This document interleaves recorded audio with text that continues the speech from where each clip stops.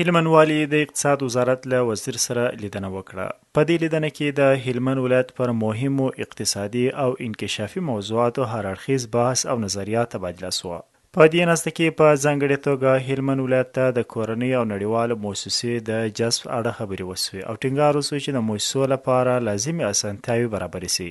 ترڅو هغوی وکولای شي په بیلابیلو برخو کې لکه روغتیا، پوهنه، کرهڼه او بیا رغونه کې اغیزمن فعالیتونه ترسره کړي او د خلکو د ژوند په ښه والي کې ونډه واخلي. همدارس د وروستیو سیلابونو له امله د زیانمن شوو کورنیو د وضعیت په اړه بحث وشو او پریکړه وشوه چې له سیلاب ځپلو سره بیړنۍ مرستې ترسره شي، د هغوی دقیقه سروې وشي او اړمنو ته خوراکي او غیر خوراکي توکي، سرپناه او نور ضروري امکانات برابر شي. ترڅنګ یې د اوږدمهاله حل لارو لکه د سیلابونو د مخنیوي او د اوبو د مهارولو پروژو پر پلي کېدو هم ټینګار وشو. په همدې ناسته کې د راتلونکي کال لپاره د انکشافي پروګرامونو او پلانونو په اړه هم مفصل بحث وشو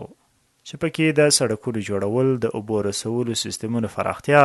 کرنیزې پروژې او د عامه خدمتونو ښه کول د مهمو لومړیتوبونو په توګه یاد شول. ټینګار وشو چې دا پروګرامونه باید د خلکو د واقعي اړتیاو پر بنسټ طرحه او عملي شي ترڅو د ولس ستونزې په اساسي ډول حل شي. سربیره پر دې د ادارو ترمنځ پر لاشي همغږي، د پروژو پر شفاف تطبیق او د خلکو د ستونزو پر وخت حل کولو هم خبرې وشوې او پریکړه وشوه چې د ولایت د پرمختګ لپاره به ګډې هڅې لا پیاوړې کیږي ترڅو په هلمند کې دوامداره پرمختګ او ثبات رامنځته شي. د اړوند وزارت سره د موسساتو د تفاهم نامې د خنډ او ځنډ موضوع هم د بحث مهم ټکی و چې پر حل لارو خبرې وشوې او د یاد ستونزو حل په اړه لازم تصامیم ونیول شو.